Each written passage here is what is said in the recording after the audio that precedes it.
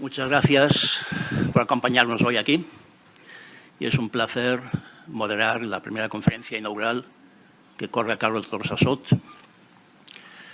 Por todos conocidos,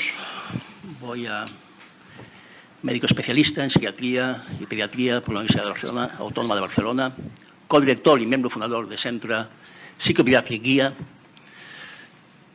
Pertenece, evidentemente, al cuerpo facultativo del Centro Médico Quirón Tecnon, donde dirige la unidad de psiquiatría y psicología infantil y del adolescente. Presidente de la Sociedad Catalana de Psiquiatría Infantil y Adolescente de la Academia de Ciencias Médicas de Cataluña y Baleares, profesor de posgrado de Psiquiatría Infantil y Adolescente de la Facultad de Medicina de la Universidad Autónoma de Barcelona y de la Facultad de Psicología de la Universidad de Barcelona, miembro de la Asociación Española de Psiquiatría del Niño y del Adolescente, miembro de la SCAP, la European Society for Child and Adolescent Psychiatry, y miembro de la American Academy of Child and Adolescent Psychiatry. Dicho todo esto, bien, iniciamos desde el ámbito no clínico, familiar, aquí hay muchos padres, desde el ámbito pedagógico, aquí supongo que hay muchos maestros. El enunciado de esta primera conferencia puede parecer de entrada algo duro, algo áspero, muy teórico quizá, para las 9 de la mañana de un sábado cualquiera. Quizá piense alguno, hablamos de genética, epigenética, algo quizá desligado de nuestra realidad. Pues quizá nada más lejos de todo ello. Porque al fin y al cabo, ¿de qué estamos hablando cuando decimos que Juanito o Juanita, porque al fin y al cabo los trastornos de conducta no son exclusiva del género femenino, masculino, no solo se parece a su padre, a su tío, a su abuelo, en el color de sus ojos, en su complexión física, en su escaso apego al estudio, quizá, sino también en cómo reacciona de forma desmedida ante las pequeñas frustraciones, en cómo se mete gratuitamente en líos en el colegio, en cómo genera explosiones descontroladas de ira en casa, porque qué cosa. Pero al fin y al cabo, ¿de qué estamos hablando cuando pasa esto? Y cómo es que, presuponiendo cierto, digamos, determinismo genético en todo ello, intentamos abordar, atenuar, encauzar, mejorar dicho comportamiento supuestamente heredado con medidas puramente ambientales, educativas, psicopedagógicas, trabajando aspectos cognitivos, emocionales, cambiando hábitos, introduciendo otros. ¿De qué estamos hablando? Pues de todo esto y de mucho más nos hablará el Dr. Sassot a continuación. Muchas gracias, Ernesto. Os explicaré un poquito por qué salió la idea de hablar de este tema. Tuve la oportunidad, con una compañera del equipo, Rosa María Ibáñez, de tener la posibilidad de poder trabajar un par de jornadas mediante la intervención también del doctor Fuentes, que estuvo con nosotros el año pasado, con el profesor Fudziak, que es el actual profesional que lleva la unidad que en su día creó el profesor Thomas Achenbach en Vermont, en Estados Unidos. En esta unidad, en estos momentos, se están trabajando muchísimo en temas de trastornos de conducta, pero le dan gran importancia no solo al tema de la farmacología, por Dios, sino sobre todo a todo lo que es intervencionista desde el punto de vista psicológico y pedagógico.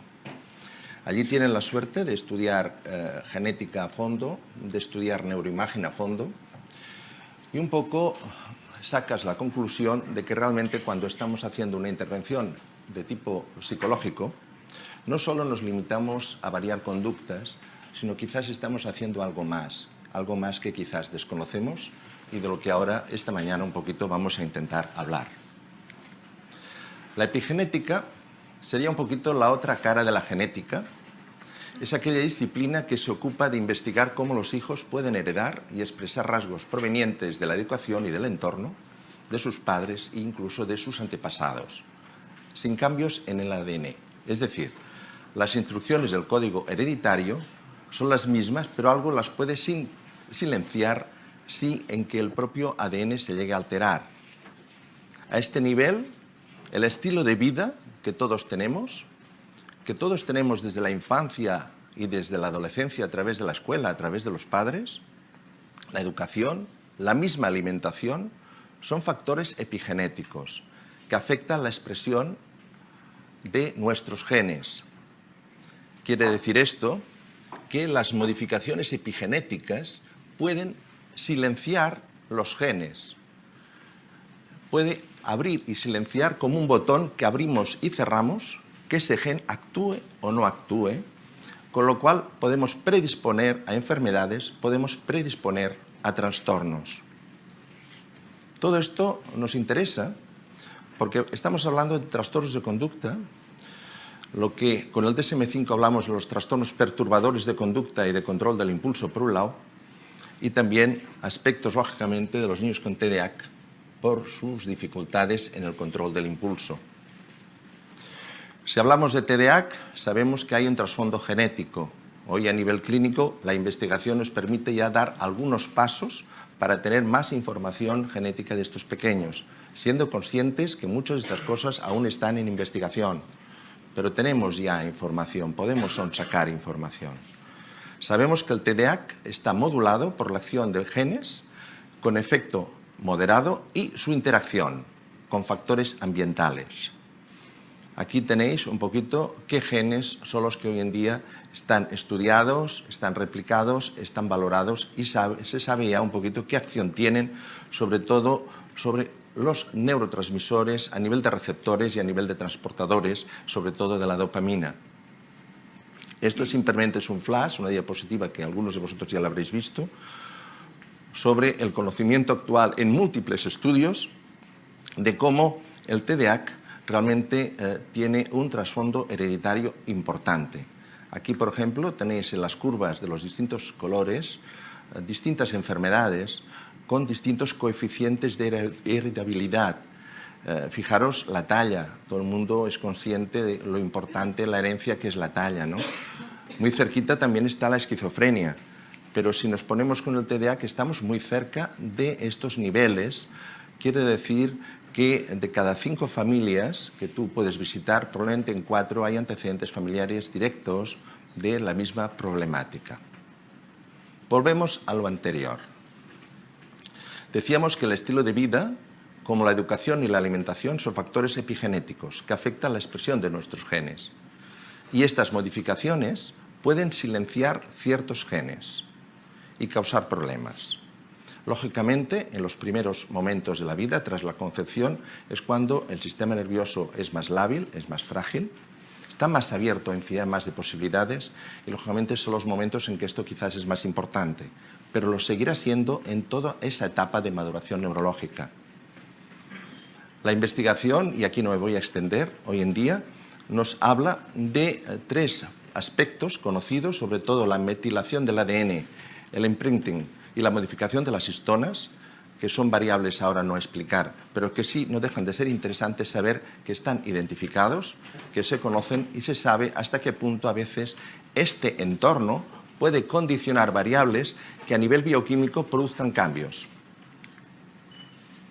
Estaríamos hablando de estos 3 aspectos interesantes y que nos dan ya hoy la ciencia, la investigación, respuestas a cómo lo que estamos haciendo a nivel psicoterapéutico a lo largo del tiempo o cómo a veces ciertas educaciones inadecuadas pueden alterar, pueden perjudicar a estos niños no solo en lo que representa el día a día, sino las consecuencias futuras en base a cómo esto a nivel bioquímico puede ya activar o silenciar ciertos genes.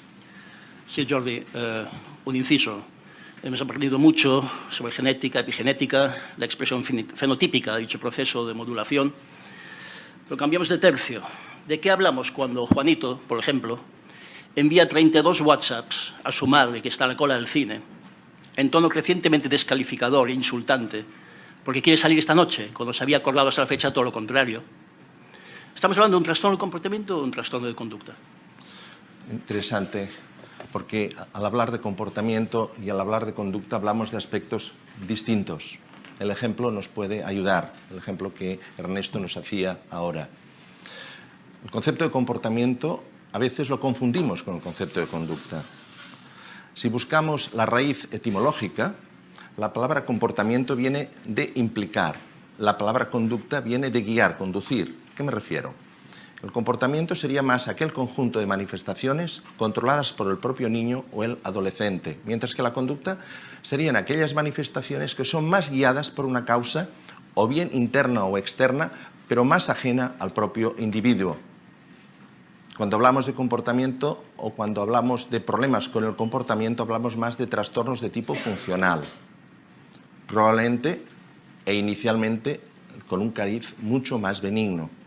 Cuando hablamos de problemas de conducta, estaremos ya hablando de otro nivel que en esta jornada se irá desarrollando, sobre todo los problemas comórbidos con el TDAH, algunos de ellos, que aquí los tenéis escritos, que están dentro del grupo de los que son los trastornos perturbadores de conducta y del control de los impulsos.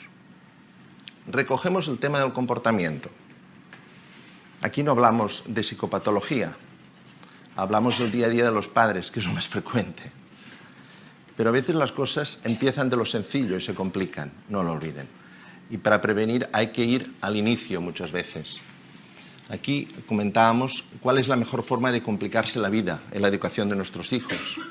Pues podemos hablar de muchas variables. Una de ellas es que no tengamos tiempo para educar. Otra es que realmente haya una falta de formación del rol de padres. Si hacemos un poquito un algoritmo, la ausencia de tiempo educativo, de tiempo de dedicación de los hijos, genera falta de observación, dudas, sentimiento de culpa, tendencia a la sobreprotección. Y todo ello conduce a la ausencia de una variable educativa fundamental, que es la capacidad de frustración. Hay bastantes niños que a edades que no toca no saben lo que es frustrarse, algo que en la vida va a ser imprescindible. Por otro lado, también hay situaciones en las que los papás buscan tener hijos perfectos, hay una falta de aceptación del hijo, esa idea de ese hijo imaginario que tendrías no lo tienes y a partir de ahí desarrollas una falta de aceptación, con lo cual muchas veces delegas y muchas veces también en consecuencia a quienes delegas a veces van a tener una actitud sobreprotectora. Volvemos a la misma raíz, volvemos también a plantear problemas en el desarrollo de la capacidad de frustración. El desconocimiento del rol de padres ya sería otro nivel, pero otro nivel importante. Cuidado, que puede ser involuntario o voluntario. Involuntario en el sentido que las dudas no se plantean, hay ambivalencia educativa, familias que se van hacia respuestas en las cuales son demasiado tolerantes y otros que son demasiado autoritarios, con lo cual fácilmente podemos a partir de ahí desarrollar hijos tiranos o hijos pasivos, hijos con problemas de conducta, hijos con problemas depresivos, ¿no? Pero también a veces puede ser voluntario, ¿no? El concepto este de tener un hijo como aquel que tiene un mueble, que aunque parezca absurdo y aunque parezca que no es así, en algunos casos los que nos dedicamos a la salud mental lo vimos y lo vemos, y son chavales sobre todo con trastornos afectivos de una cierta importancia. Conducta y comportamiento es distinto. Y cuando hablamos de conducta nos referimos a este conjunto de manifestaciones guiadas por una causa interna, estrictamente ya biológica, o externa como el entorno. Aquí tenemos la flecha de entorno porque el gran estudioso del tema en Vermont es el profesor Hudjak, que es actualmente el editor, el segundo editor de la revista de la Academia Americana de Psiquiatría, persona muy enterada a todo nivel en temas de neuroimagen y en temas de genética, pero que le da enorme importancia a los factores de entorno y toda la ayuda que no sea precisamente o exclusivamente farmacológica. El papel del psicólogo, el papel del reeducador, el papel del pedagogo, el papel del educador es fundamental. Pensar que en este equipo, por ejemplo, están estudiando con neuroimagen las respuestas en chavales con trastornos de conducta y cómo se producen cambios tras una serie de tiempo enseñando violín, por ejemplo. Utilizan la música, utilizan ciertas actividades muy estructuradas en unidades especializadas y realmente pues todo este tema está funcionando. Tiene un artículo interesantísimo y libros publicados, aquí os dejo uno, que es Desarrollo, Psicopatología y Bienestar, de este profesor, y realmente es una persona a seguir. ¿Qué dice este hombre? ¿Qué nos dijo este hombre aquellos días hablando con él? Dice, tu entorno modifica tu genoma, que modifica tu cerebro y modifica tu conducta. Esto es importante, porque todos sabemos que hay adversidad y las consecuencias de estas adversidades nos crean problemas. Por lo tanto, podemos anticipar y ahí podemos prevenir. Muy bien, Jordi. Siguiendo con nuestro protagonista. ¿De qué hablamos cuando levanta la mano a su padre ante un no? cuando araña a un compañero de clase, lo empuja o rompe objetos ante cualquier adversidad, arrepintiéndose, sí, al día siguiente. ¿Hablamos de agresividad o hablamos de violencia? ¿Es lo mismo agresividad que violencia? La agresividad es una respuesta adaptativa, todos lo sabemos, del ser humano y de los animales. Pongamos un ejemplo. ¿Los animales salvajes son agresivos o los animales salvajes son violentos? Los animales salvajes son agresivos, sí, pero no tienen por qué ser violentos, no son violentos, salvo circunstancias determinadas condicionadas por el aprendizaje. Es decir, la agresividad es igual a violencia, ¿no? La violencia requiere un aprendizaje previo, conocido o no conocido, pero requiere un aprendizaje. Los niños y adolescentes no nacen violentos. Ahora sí que pueden existir, ojo, factores de vulnerabilidad neurológica en la infancia y en la adolescencia que puedan facilitar este aprendizaje de la violencia. Uno de los factores sería, por ejemplo, la ausencia de un adecuado control del impulso. Estos factores de vulnerabilidad neurológica pueden facilitar el que los problemas crezcan. Si se unen entonces a un entorno familiar, a un entorno escolar, a un entorno social inadecuado. Formarían un cóctel, esto sería una coctelera que produciría cambios epigenéticos. ¿Se podría modificar la carga genética? Sí. La investigación es lo que nos dice ahora. ¿Qué quiere decir? Que entonces este córtex prefrontal no trabajará bien, no controlará bien el impulso.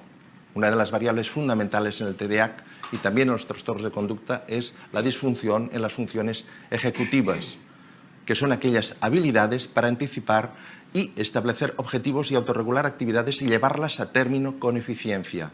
Hay muchas.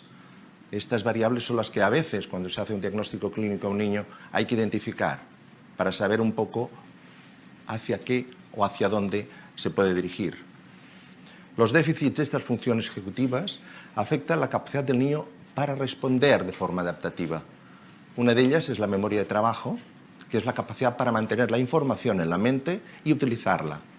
El niño con dificultades o el adolescente con dificultades en la memoria de trabajo no puede o tiene grandes dificultades para conocer las consecuencias de sus comportamientos. Lo reñimos, volvemos a reñir, no funciona. No sacan partida de sus experiencias, tienen grandes dificultades a este nivel y no pueden anticiparse a las consecuencias de sus actos. Ahí podríamos hacer preguntas interesantes. Por ejemplo, ante una educación sobreprotectora y en la que no interviene la educación de la capacidad de frustración, mantenida en el tiempo, pueden surgir niños que no respeten las normas ni la propia autoridad, ¿no? Ahora, ¿todos los trastornos del comportamiento, digamos trastornos de conducta, son consecuencia de una mala educación? Evidentemente no. Esto hay que tenerlo muy presente. No es que sea un tema de desculpabilizar a los papás. Es que hay variables biológicas, desde dismadurativas hasta lesivas, que condicionan la respuesta educativa de este niño. Y ahí es donde hay trastornos como los que a lo largo de esta mañana hablaremos. Pero me gustaría también hacer esta otra pregunta.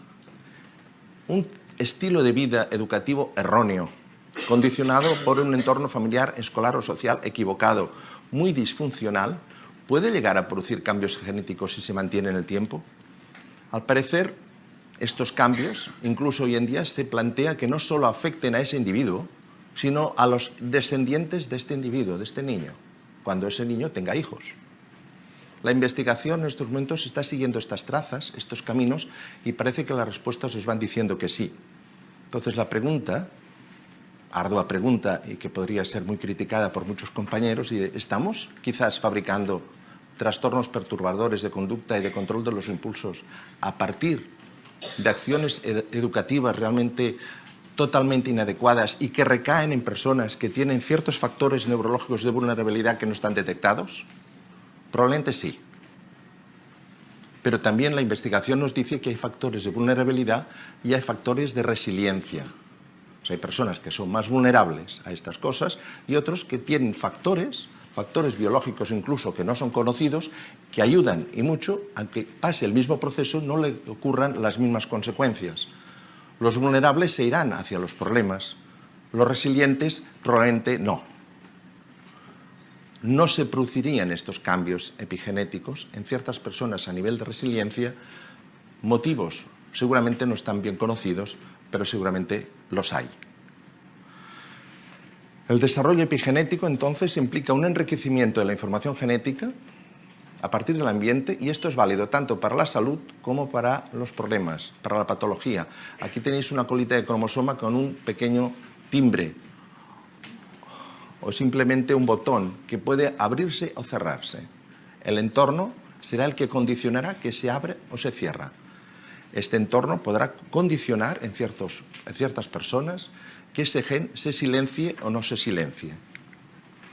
Y si lo genético influye sobre la conducta y la conducta sobre lo genético, la causalidad es un fenómeno circular y probablemente transgeneracional. Según la epigenética, las experiencias de nuestros ancestros, de nuestros antepasados, modelan nuestra propia experiencia no solamente a través de la herencia cultural, sino a través de la propia herencia genética. Y esto en rojo es lo que me interesa. El ADN no cambia propiamente, pero las tendencias psicológicas y del comportamiento se heredan. Así puede que no solo tengamos los ojos de nuestro abuelo, como comenzaba hablando mi compañero el doctor Thielen, sino también su mal carácter, provocado por una vida llena de carencias, maltratos y falta de afecto. Y su depresión, que ha producido una modificación epigenética. Nosotros no hemos vivido esas circunstancias, pero nuestra depresión igual está relacionada con aquella guerra que pasó el bisabuelo en su momento dado. Todo esto hoy en día está en investigación, pero parece que la línea a seguir va de una forma, pues sinceramente, muy seria. Sería praxis de ese profesor, el equipo que en su día formó el profesor Achenbach, que es extraordinariamente eficaz, útil, con mucha investigación, y es quien sigue esta ruta, y dice: tu entorno modifica tu genoma, que modifica tu cerebro y modifica tu conducta. Bien, muchas gracias, doctor Sassot. Sumamente interesante todo esto. Bien, para ilustrarlo y dejando en paz al pobre Juanito, pasemos a visionar un vídeo que nos ilustrará y resumirá los conceptos que acabamos de desarrollar. La mitad de los genes de uno y la mitad de los genes del otro. Hasta hace poco tiempo todo quedaba ahí. Los genes transmitidos de generación en generación podían variar por escasas mutaciones, pero permanecían como el firme patrimonio depositado en nuestras células.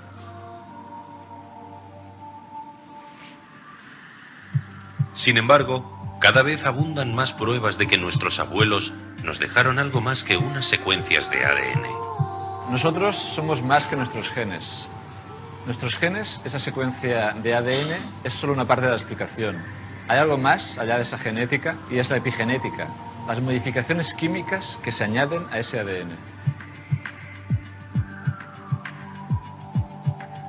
En el núcleo de nuestras células se encierran los cromosomas, constituidos por largas secuencias de ADN superenroscado y portador de unos 30.000 genes. Un gen puede sufrir una mutación en su secuencia de nucleótidos, pero puede también verse modificado por la adición de pequeñas moléculas de metilo. Una vez fijadas a un fragmento de ADN, actúan como un verdadero interruptor. El gen queda apagado o silenciado. Es importante recordar que la metilación del ADN es un proceso esencial para la vida. Es esencial para muchos procesos biológicos, como el embarazo, el crecimiento y el mismo envejecimiento. Las diferencias entre nosotros a nivel de ADN son mínimas. Quizá la epigenética explica las diferencias que vemos entre individuos y diferencias de enfermedades. Uno de los aspectos en los cuales conocemos mejor la epigenética es a nivel del cáncer. Sabemos que el cáncer es una enfermedad genética, por supuesto, pero al mismo tiempo es una enfermedad epigenética. Sabemos que hay alteraciones en la expresión de genes que deberían protegernos contra el cáncer. Esta alteración es debida puramente a un mecanismo epigenético. Cuando hablamos de que el cáncer es en cierta forma una enfermedad del ambiente, quiere decir que nuestro ambiente ataca nuestro ADN. Hasta ahora hemos pensado que ese ataque solo afectaba a los genes de forma genética, pero ese ataque a los genes puede ser epigenético, cambiando la metilación del ADN, cambiando la metilación de las histonas. Muy bien, pues con este pequeño resumen a través de la imagen, muchas gracias.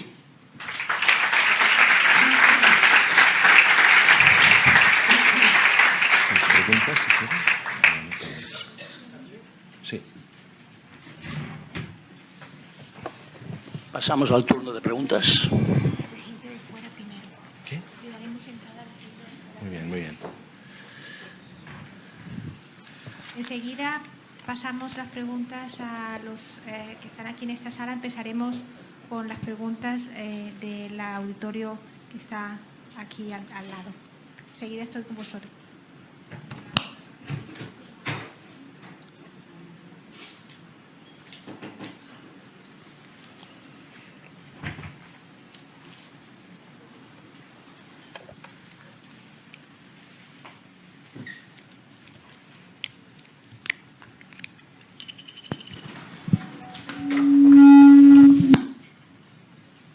¿Alguien tiene preguntas?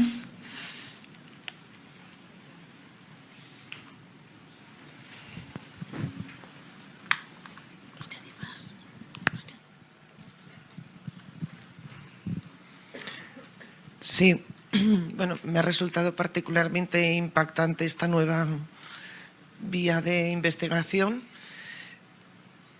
para lo bueno y para lo malo, porque es una buena noticia y puede ser una mala noticia, pero la buena noticia es que, pregunto, ¿nosotros podemos incidir con aspectos educativos, ambientales, de actitudes y de, bueno, intento de crecimiento personal y de mejora en la epigenética de nuestros hijos? Y lo pregunto especialmente en el caso de hijos adoptados.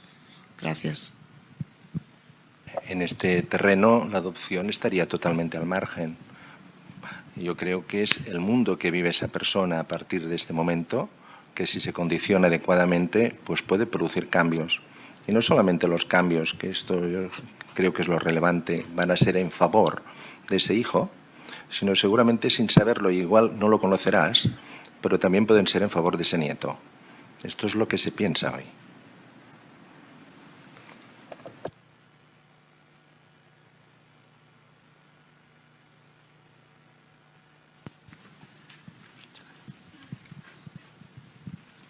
Doctor Sassot, una pregunta. Si el primer hijo que te ha salido tiene TDAH, ¿puede ser que el segundo también lo tenga? El azar es... No, digo por genes, como es por genes familiares. Sí. El hecho de que en una familia haya un hijo con un problema de un trastorno en el que la carga hereditaria está presente, quiere decir que existe un poquito mayor de riesgo, lógicamente, no solo porque tengas un hijo, sino que ese hijo ha nacido porque ese papá, esa mamá o esos abuelos, ¿no?, pues tienen una cierta carga genética que le van a facilitar. Hay un riesgo mayor, no solo en el TDAH, por ejemplo, en la dislexia, se sabe también. Quiere decir que estos segundos hijos siempre hay un poquito que seguirlos con más cuidado, pero tampoco con esa angustia.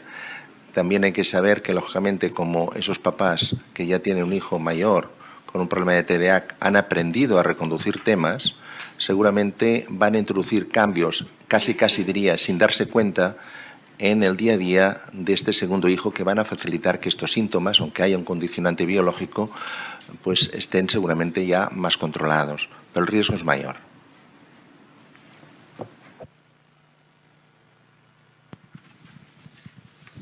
Buenos días. A ver, mi pregunta es si en una familia se ha detectado el pequeño de la familia con TDA y hay hermanos mayores, aunque son de la misma madre, diferente padre.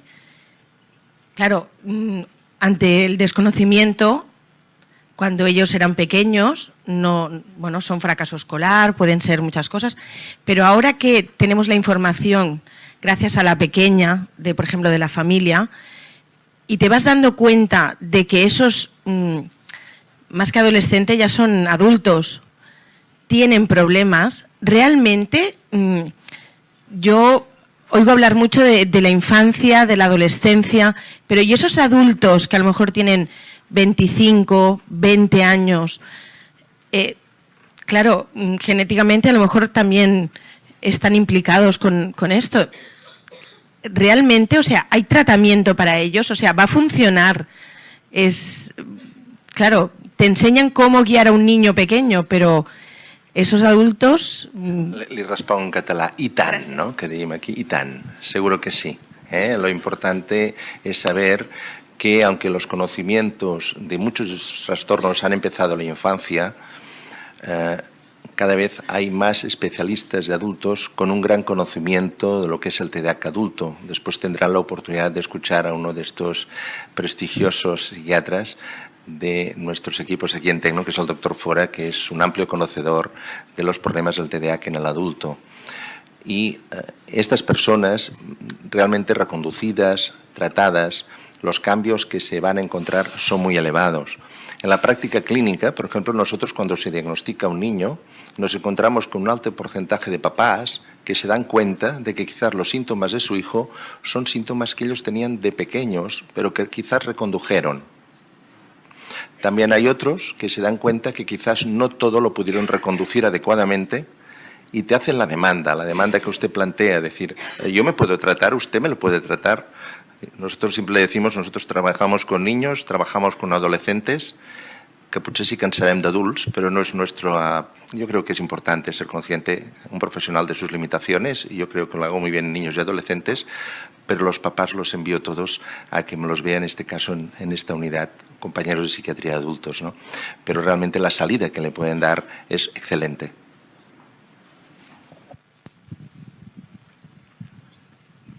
Buenos días. Yo quería plantear dos... ¿Se oye? ¿Usted me oye? Sí. Una es, el que venga al mundo un crío prematuro con muy falto de peso puede facilitar la aparición de síndromes del TDAH. Y en segundo lugar, suponiendo que el ambiente familiar es un ambiente estándar, sin mayores problemas, si posteriormente aparecen situaciones de tensión, típico divorcios, separaciones y tal, si eso también es un motivo más que favorece el TDAH en los críos. Interesante pregunta. A ver, un niño prematuro puede ser que no haya absolutamente ningún problema, ¿no? Ahora bien, también no olvidemos de que estamos hablando de factores de vulnerabilidad. Y el hecho de que ese cerebro haya sido un cerebro que nace prematuramente, ¿me explico?, quiere decir que quizás tenemos que tener un poquito más de cuidados en el terreno educativo y en el día a día.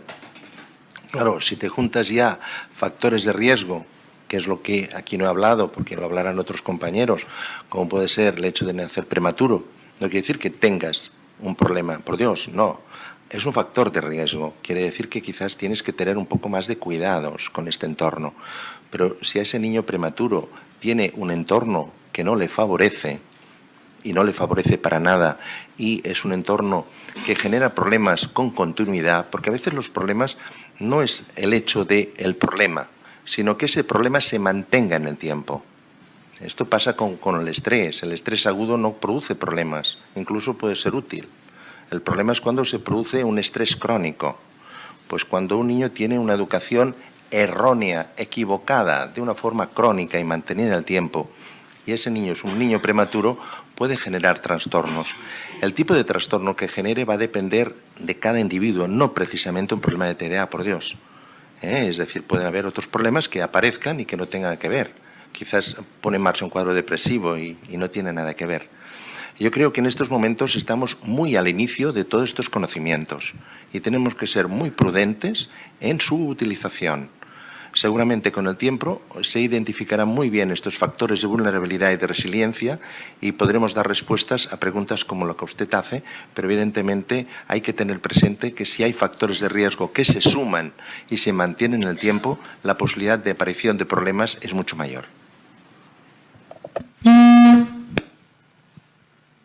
Tenemos una pregunta desde alguien que nos sigue a través de Internet y nos pregunta o les pregunta, ¿en los trastornos por TDA hay también un problema de conducta?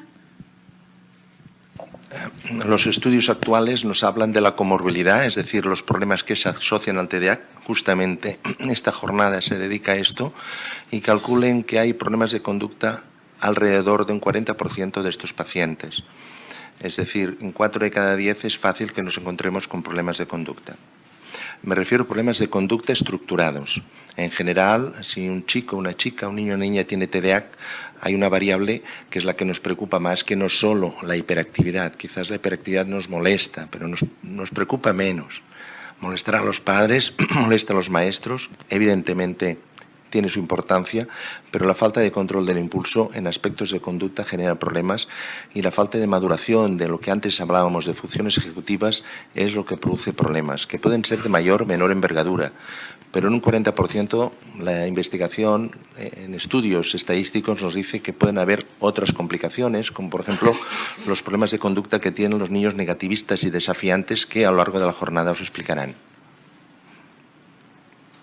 En relación con lo que hablaba este señor, soy el doctor Sapena, que soy el coordinador de pediatría de aquí del Hospital Quirón Tecnon. Que este señor preguntaba el tema de los prematuros, pues quizás a lo mejor con el tiempo sí que puede haber alguna relación, no con el TDAH, sino con algún otro trastorno. Últimamente hay muchos trabajos que están relacionando la prematuridad, por ejemplo, con la diabetes de adulto. O la prematuridad con los trastornos tipo obesidad del adulto. Y se ha visto que la incidencia, por ejemplo, de diabetes tipo 2 o de obesidad en los adultos o en los prematuros, en los niños que nacieron prematuros, es muy superior al resto de la población. Quizás, a lo mejor, pudiera con el tiempo detectarse alguna relación. Hoy por hoy, que yo sepa, no sé si el doctor Sassot sabe algo más al respecto, yo creo que no hay nada que haya podido relacionar la prematuridad con la aparición de un trastorno tipo TDAH. Pero al paso que vamos, se están haciendo muchos estudios de relacionar la prematuridad con trastornos del adulto. Y en algunas líneas de investigación sí que se ha llegado a algunas conclusiones, como es el caso que he comentado de la diabetes tipo 2 o de la obesidad.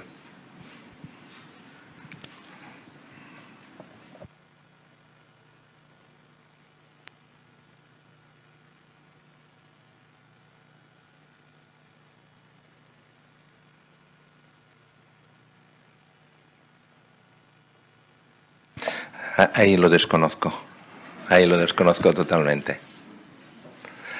Muy bien, quizás hagamos las 2 últimas preguntas, más que nada por el tiempo. Hola, yo quería preguntar sobre los estudios estadísticos y los estudios genéticos, si se realizan aquí, por ejemplo, en este centro. Yo soy madre de un niño, si nosotros quisiéramos hacer un estudio genético, ¿cuál sería el proceso? ¿Cómo se haría?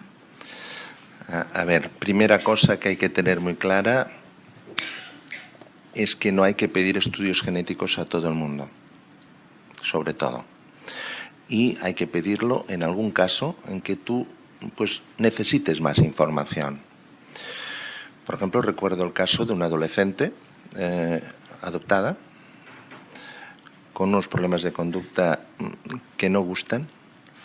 Y, por ejemplo, nos interesó hacer una valoración en saliva, se hace en saliva esto, en este caso de cara a TDAH, para ver a nivel de carga genética, nos dan respuesta a través de la carga genética de si la medicación es más o menos adecuada, nos dan respuesta sobre aspectos de comorbilidad también acerca de problemas de conducta, con lo cual a veces sacas una información, pero también tenemos que ser muy prudentes, que estamos en los inicios de estas investigaciones y no olvidemos que también estamos hablando de genética y estamos hablando de epigenética. Entonces, tú puedes hacer un estudio de saliva y que te dice si hay genes o no hay genes relacionados con el TDAH, te da respuestas sobre si la medicación que toma puede estar indicada o no puede estar indicada, te da respuestas sobre aspectos de comorbilidad, pero son aproximaciones a la realidad. Tenemos que ser conscientes de ello y que nos ayuden a veces en un seguimiento clínico de cara a poder anticipar situaciones. Es interesante poderlo hacer en algunos casos, pero repito, no es en absoluto para pedirlo para todos los pacientes, pero realmente son datos que son útiles, o al menos en la clínica son útiles o empiezan a ser útiles y lo serán cada vez más. Buenos días. En esos casos donde la familia medica lo que es el niño, lo trata desde la infancia al niño y que luego te dicen que llega a cierta edad en la cual ya está curado, ¿cree que se tiene que continuar tratando ese adulto o llega a un punto donde ya esa enfermedad sea como remitido? A ver, en las nuevas clasificaciones SM5, por ejemplo, el TDAH está dentro de los trastornos del neurodesarrollo. Quiere decir que es un cerebro que tiene un ritmo de maduración enlentecido. El año pasado aquí el profesor Fuentes nos pasó unas imágenes muy interesantes en las que se veía la maduración de córtex prefrontal entre la población con TDAH y la población normal. Y se sabe que hay un diferencial mínimo de 2 años en cuanto a la maduración neurológica de estas estructuras. El hecho de que unos pacientes esto madure antes que en otros y que en algún caso la situación llegue a desaparecer al 100%, yo tendría mis dudas. Sinceramente tendría mis dudas. Ahora, seguramente puede ser que haya desaparecido lo suficiente esta sintomatología como para que no le llegue a afectar a un grado importante, a un nivel importante el bienestar personal de ese individuo, de esa persona. Y entonces los tratamientos se pueden replantear, como es lógico. Pero creo que hay que ser muy cuidadoso. Ahora bien, si esa persona que tiene estos factores recibe un entorno que no produce cambios epigenéticos inadecuados, para que nos entendamos, la situación se puede estabilizar. Pero estas personas es mejor que sean cuidadas. No me refiero a medicación, me refiero a cuidados en el sentido de llevar pues, una vida quizás más cuidadosa en cuanto a temas de consumo de tóxicos, tipo de vida, factores estresores. Es decir, hay una cierta mayor fragilidad en ese cerebro, no lo olvidemos. Lo tendremos que dejar aquí en cuanto a preguntas, más que nada para poder seguir. Muchísimas gracias.